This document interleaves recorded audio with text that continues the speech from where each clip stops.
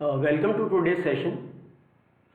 Today's session will be on Principles of Management, Part 1. Let us move. In my previous sessions, we have discussed about nature and significance of management. This is the entire blueprint, and today we are going to start with second unit, that is Principles of Management. So let us understand.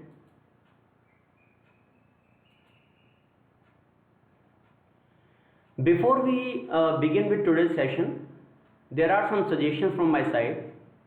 Dear students, plan and manage your time. You have plenty of time right now because you are staying at home, and also you are having many lessons of many subjects. So you will have to plan your time accordingly among all these subjects and lessons. Make notes of business studies topics. Make your own notes. Remember, at the time of exam, only the notes made by you will help you, nothing else. After completing the question, after completing the exercise, after completing the chapter, go for exercise questions. Also attempt case studies given in the books, and also they are available at the CBSE website in previous year question papers and sample papers. So attempt case studies. Watch the videos repeatedly. Merely watching the video one time will not serve the purpose. You should watch the video again and again whenever you are having time.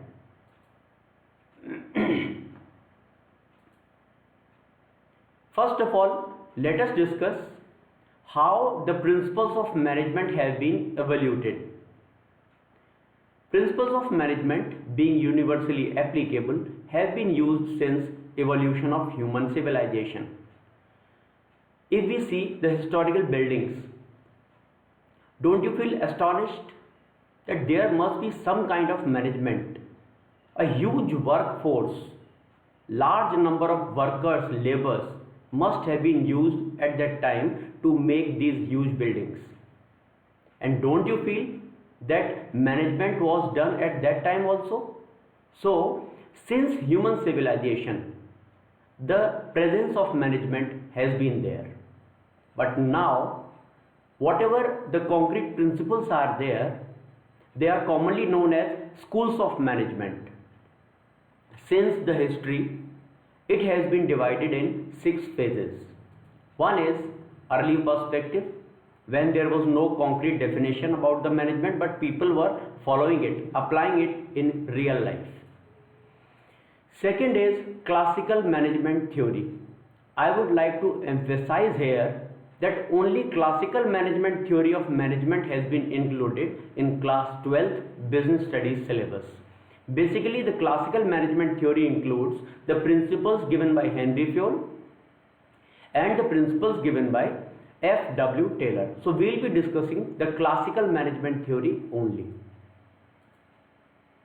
Neoclassical theory, also known as human relation approach, behavioral science approach or organizational humanism, management science or operation research approach, and the modern management.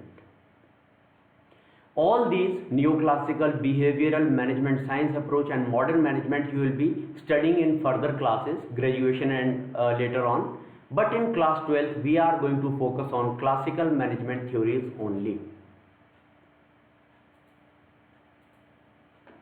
Nature of management principles. Before we discuss the management principles, let us have a look that what is the nature of managerial principles. See, managerial principles are broad general guidelines which help in decision making and behavior. It also determines our behavior. Dear students, whenever we behave in our life, we also have a set rule of principles, and they are prevalent everywhere. In your home, you are staying at home, there are some rules made by your parents. When you come out of your home, come to the school, in society there are some rules. For example, there is a rule, there is a principle that you have to keep your left while driving or while moving at the road. See, there are countries where right hand driving is there. So these are some of the principles have been made. Actually, they help in decision making what to do in a particular situation, and also they decide our behavior. So when you are walking on the road, your behavior must be guided by the principle decided by our government. So managerial principles are general guidelines, broad and general guidelines. They help in decision making in a given situation, and they also determine the behavior. Managerial principles are universally applicable. We have discussed in previous lecture also that they are applicable in all types of organization, and in an organization they are applicable at all levels of management. Managerial principles are general guidelines. Remember, management principles cannot give you a ready-made solution to all problems. Means you cannot generalize them, that the same set of rules can be applied in all kinds of problems. So it depends on the rationale of manager, that how he applies these principles in a dynamic situation. They are formed by practice and experimentation. Management principles are formed by practice and experimentation. See, not only management principles but all types of principles, whether it be scientific principles or any other principle, they are formed through practice and experimentation only. Practice means observation. So the principles which we propound through observation are called discoveries. I repeat, the principles which are based on observation, they are called discoveries. But the principles which are based on experimentation, they are called as inventions. Management principles are flexible. They can be modified by the manager as per the situation. We all know that business is a very, very dynamic thing. Business environment is dynamic, and it requires all new set of applications of management principles. I told you an example in my previous session also, that we were supposed to teach you in the classrooms in your schools, but as the situation has been changed due to COVID-19, we are teaching you online. We are managing the changed situation in this way. Manly behavior. Basically, managerial principles are dealing with the human behavior. We have studied the definition of management, that management is the art of getting things done through and with the people. Management is the art of dealing with the man tactfully, getting the things done. So basically our focus is to influence the human behavior who are working with us and getting the things done from them. So managerial principles are based on manly behavior. Cause and effect relationship. Always, whenever, just like science, whenever we apply a rule, we have a predictable outcome. Means the outcome can be predicted. You can say, if you do this thing, what will be the outcome? However, that outcome may not be completely rigid like science, physical science. But still, the cause and effect relationship is there. As discussed earlier, the motivated worker produces more. Yes, it happens, but it is kind of contingent. Contingent means it depends on the situation. In class 11th, you must have learnt about contingent liabilities. Means the liabilities which are dependent on the situation. For example, there is a legal case, court case. You may win or lose that case. If you win, you will get the money or settlement. If you lose it, you will have to pay the money or you will have to settle it.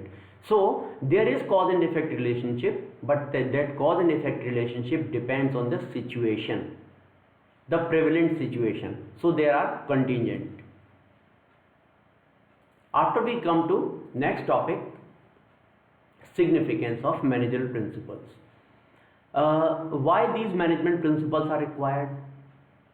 They provide managers with useful insight into reality. Whatever theory the manager has learned, he gets an opportunity by following these principles to apply his knowledge in real situation. And this is not rigid, this is not static, this is very much dynamic. A manager keeps on learning from his past experiences and he applies all these principles in all new way in the new situations. Optimum utilization of resources and effective administration. When we apply these principles of management, obviously our efficiency and effectiveness increases. We are able to do the optimum utilization of the resources.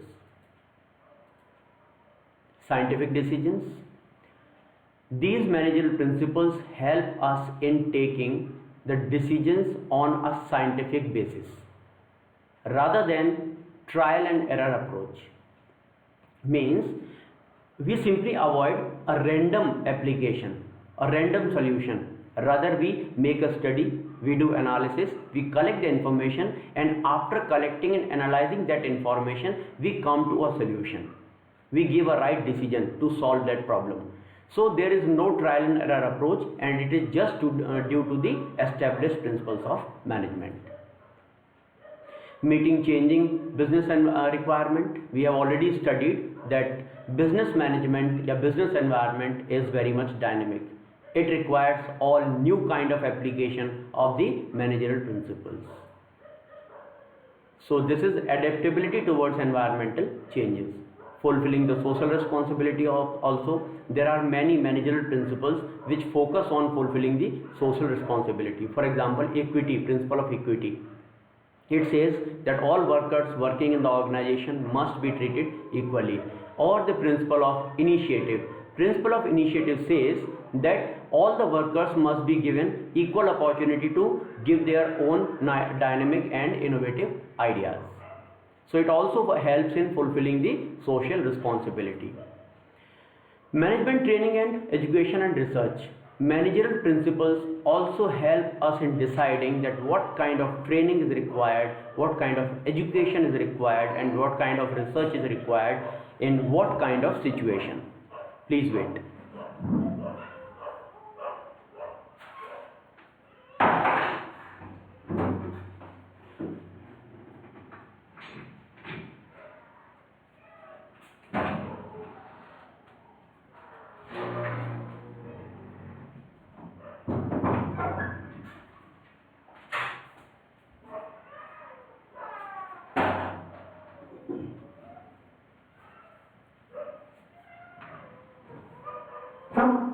Sorry for the disturbance.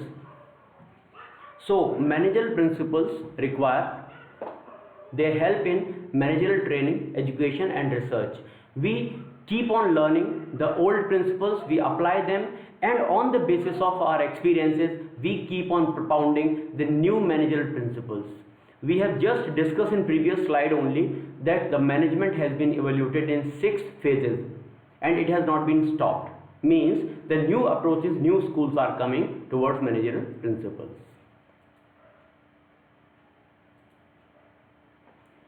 In classical management theory, we include Henry Fayol.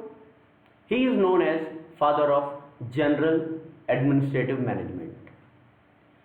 Actually, Henry Fayol propounded the principles based on observation, and his principles are applicable in day-to-day life also.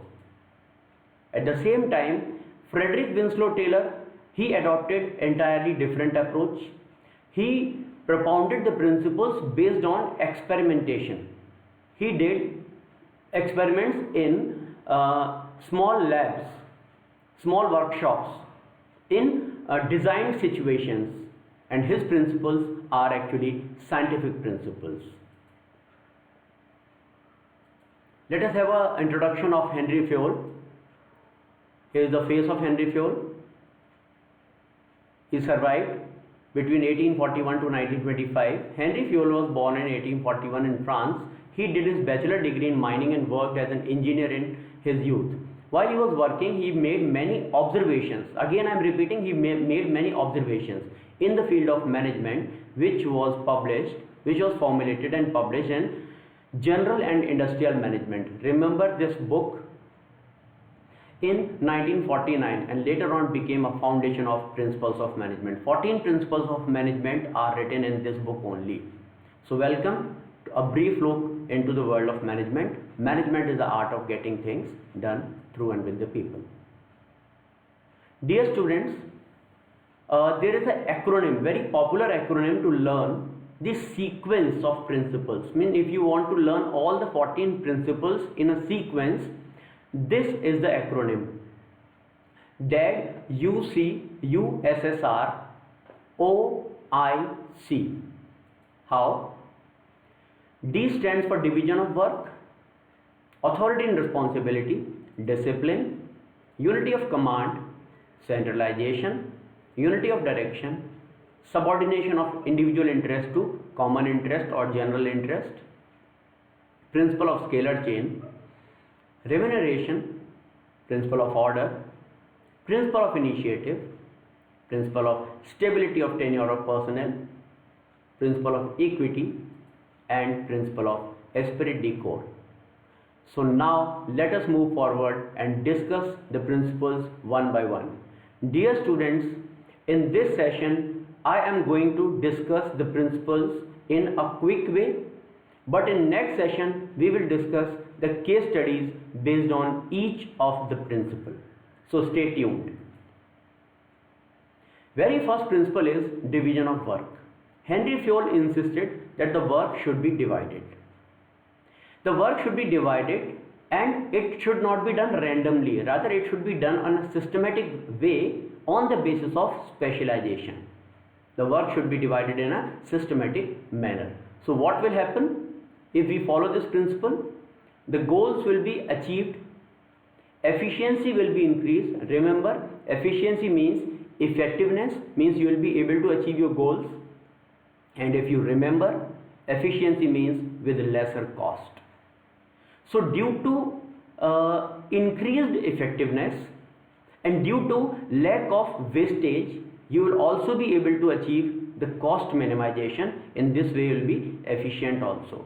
Specialization. When the same person is doing the same work again and again, he will become specialized of that work. His efficiency will be increased. Wastage of resources and time will be less, and the worker will feel satisfied because his targets are being achieved, his earnings are being increased, and organizational goals are also achieved. So this is very important principle, very prominent principle, that work should be divided on the basis of specialization in a very systematic manner. Second principle is authority and responsibility. Fayol insisted that authority and responsibility must go side by side. First of all, let us understand what is the meaning of authority. Authority means power of taking decisions, the right of taking decisions. Responsibility means answerability towards completion of tasks. So Henry Fayol said that authority and responsibility must go side by side. See, अगर मुझे किसी से कुछ काम करवाना है अपने worker से, तो मुझे उसे कुछ अथॉरिटीज, कुछ पावर देनी पड़ेंगी. उसके बिना ही will not be able to achieve the target and he will not be able to complete the task also. So giving authority is very much necessary, but to check the misuse of that authority, I will have to decide his responsibility also, his answerability also. So authority and responsibility must go side by side, just like railway track. जैसे train की दो पटरियां एक साथ चलती हैं, उनको साथ चलना होगा. It is also said that great powers come with great responsibilities. बड़ी ताकतों के साथ बड़ी जिम्मेदारी भी हमारे ऊपर आ जाती है. Remember, authority is blind without responsibility. Again read the sentence. Authority is blind without responsibility. Let us imagine a bike which is having accelerator but not having the brake. So authority without responsibility will be like a motorcycle which is having speed, accelerator but not having the brake. At the same time, responsibility is useless without authority. हम केवल responsibility दे रहे हैं और power नहीं दे रहे हैं, उसका कोई भी यूज नहीं है. It will be like a bike having brake only without acceleration. So both the things are required for getting things done. First of all, divide the work in a systematic manner, in a specialized way. After that, give authority, and after giving authority, also decide the responsibility or the answerability. Third principle is discipline. Whatever rules are made in the organization, every worker, whether he is working on any level, must adhere to the organizational rules. Discipline is very much required in the organization for getting things done in a systematic manner. Let it be senior or junior, everyone should be adhering to the established rules and regulations, and there must be provisions in the organization that if someone is not following the rules, he must be punished. The effect of this principle will be smooth functioning of the organization. It helps in facing the resistance. It is human nature to resist the change. Whenever we apply something new, the entire workforce start resisting to it. So at that time, discipline will help. At the application of changes, applying new things in the organization, discipline is very much required, and there will be no chaos. There will be no disturbances in the organization if you are following the principle of discipline. A very important principle. Dear students, remember, principles of management is a topic from which questions like HOTS are asked. A lot of case studies in your board exam will be based on this topic, 14 principles of Henry Fayol. So you should understand them well. Merely learning will not serve the purpose. So let us move to the principle unity of command. What does it say?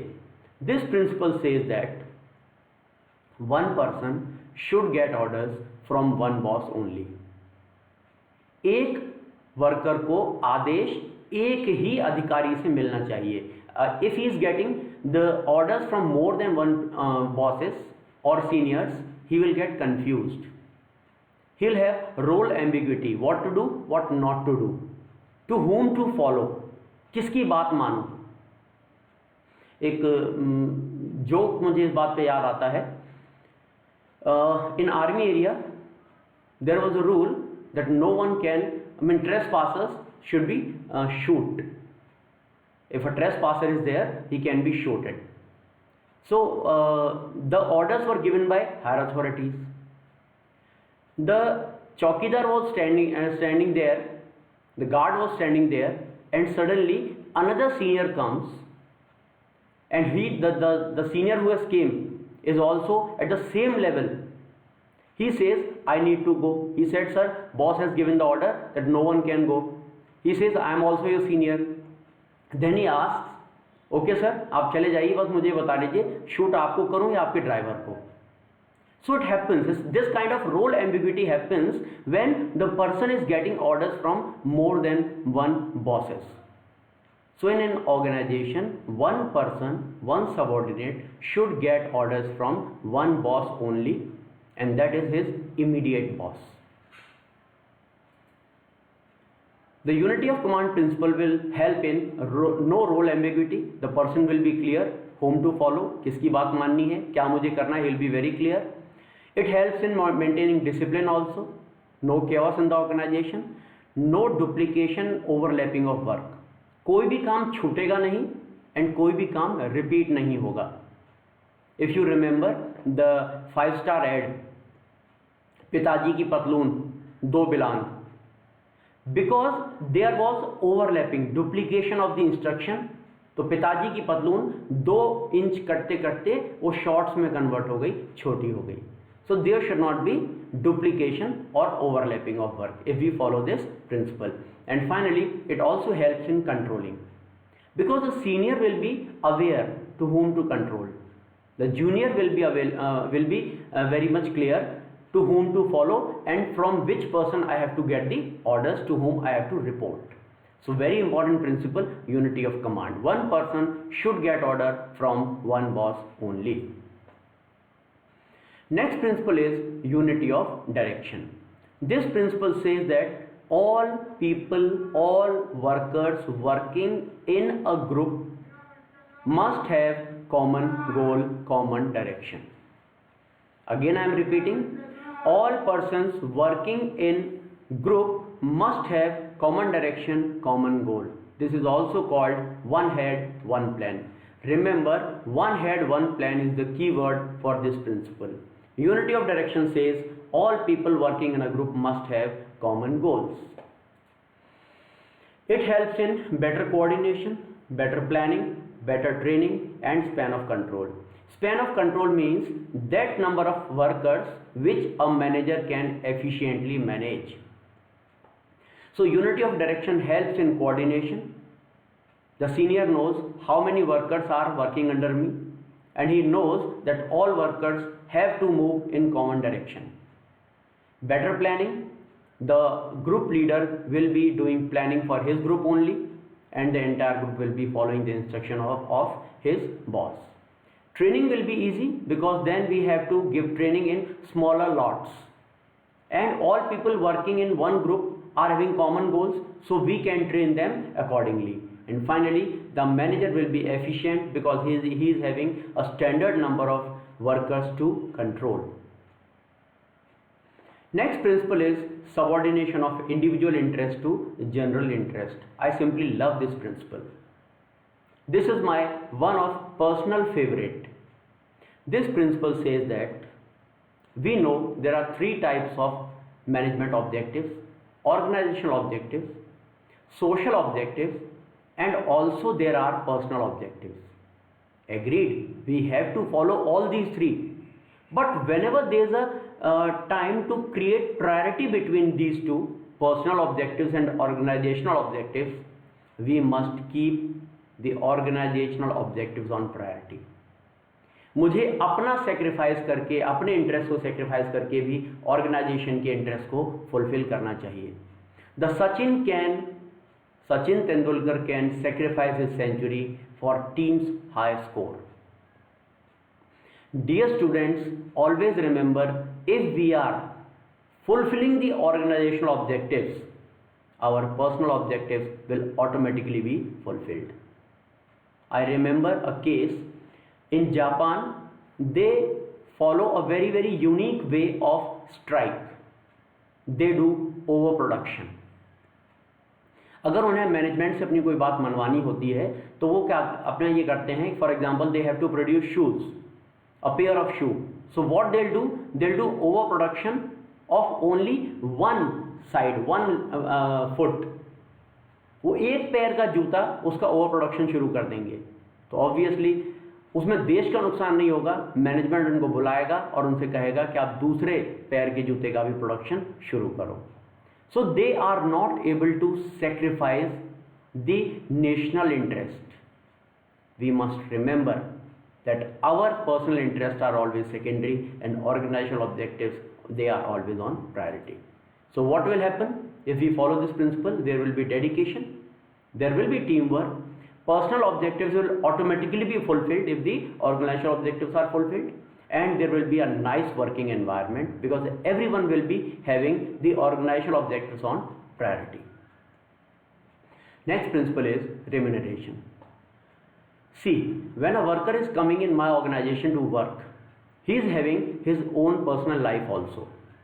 He is coming here to earn money with which he will be able to fulfill his own personal objectives. And if he is not getting the remuneration, the suitable, the justifiable, the equitable remuneration, he will not come to me, he will not come to my organization to work, and he will not find any reason to for motivation. So we should keep in mind that remuneration must be there. It works as a motivational factor. It increases the loyalty of workers towards the organization. It also helps in fulfilling the corporate social responsibility, CSR, and it also fulfills the personal motives. Dear students, let us move towards 8th principle, that is centralization / decentralization. What is the meaning of centralization? Centralization is a situation where all the decisions, big or small, are taken by top level only or authorities only.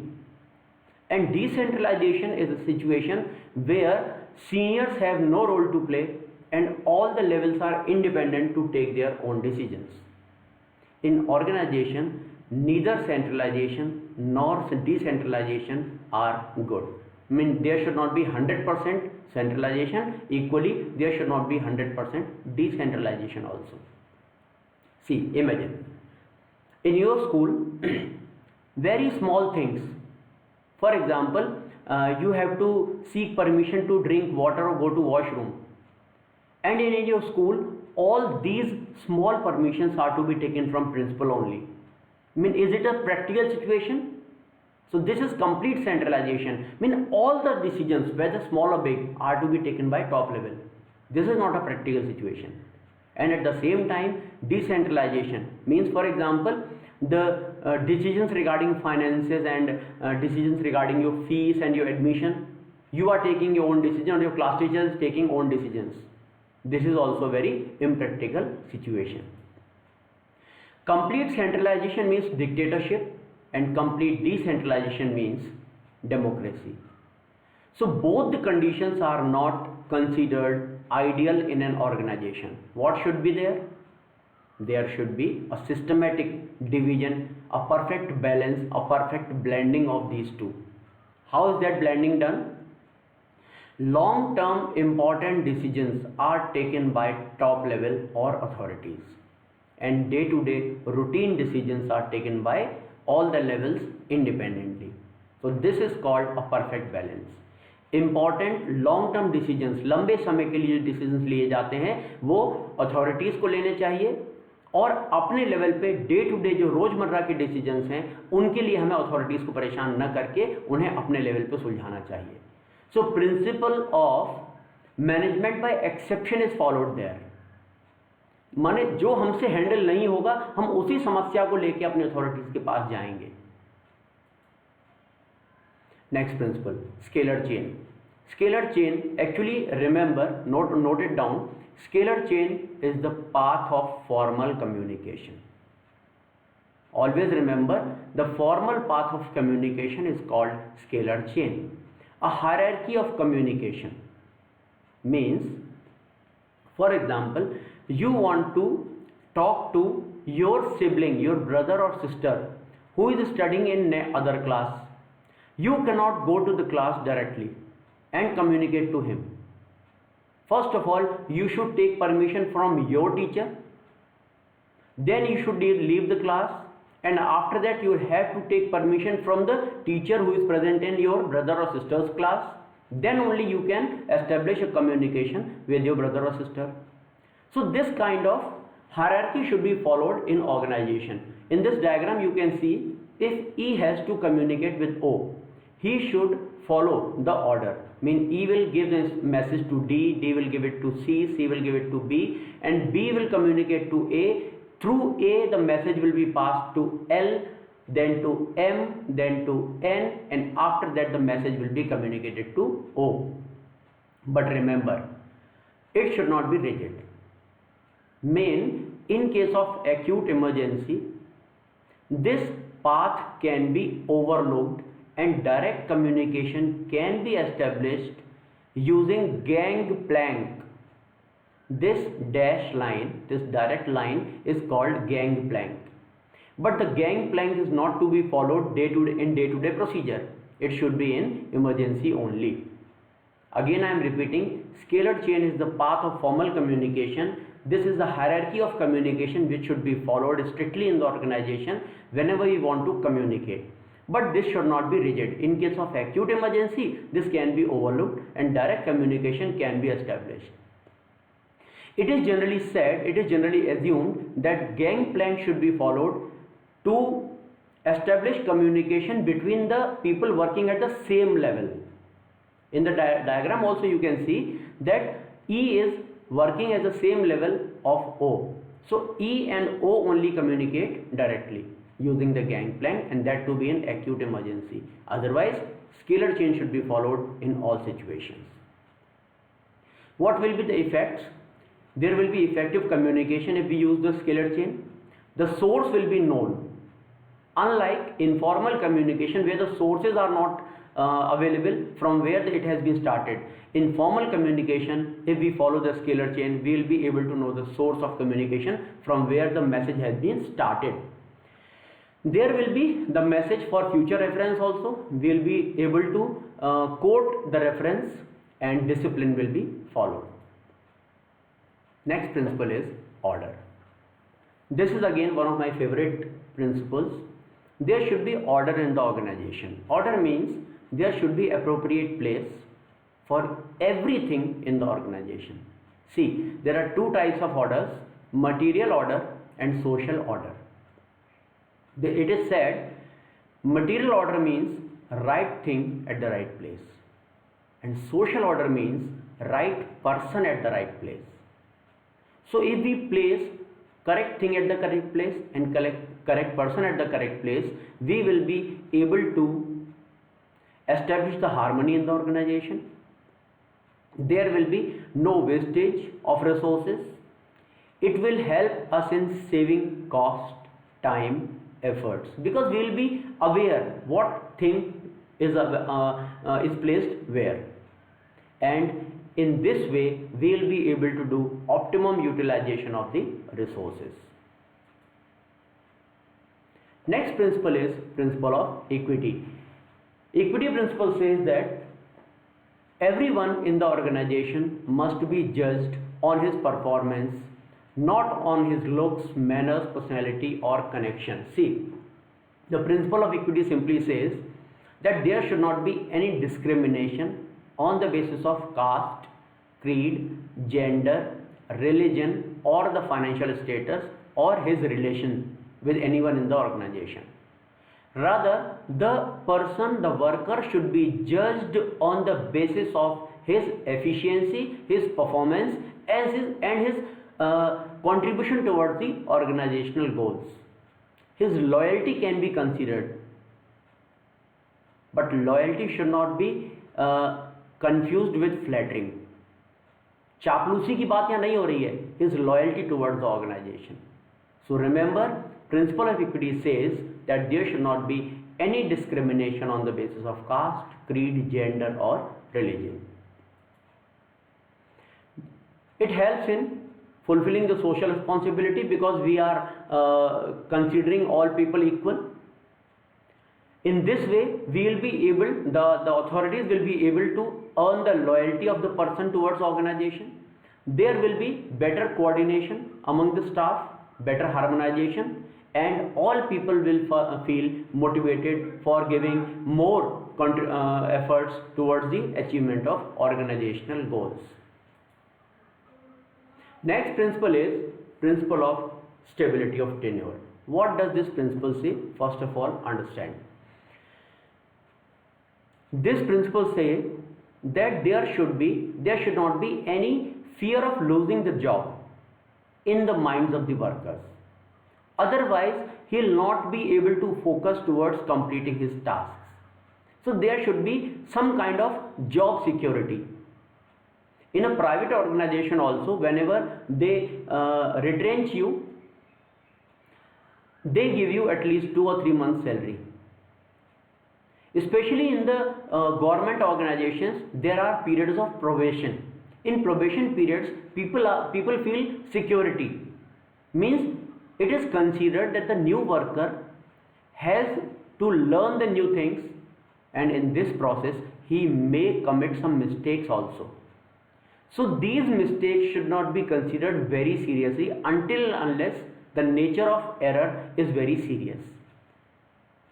If it is usual error, which generally people commit in learning, it should be overlooked and another chance should be given to the worker. Then only he will be able to learn new things.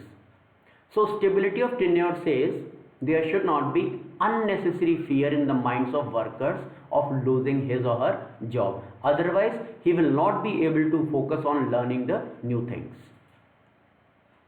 What will be the effects of this principle? Better working environment, improved output, loyalty of worker towards organization, and he will feel motivated also.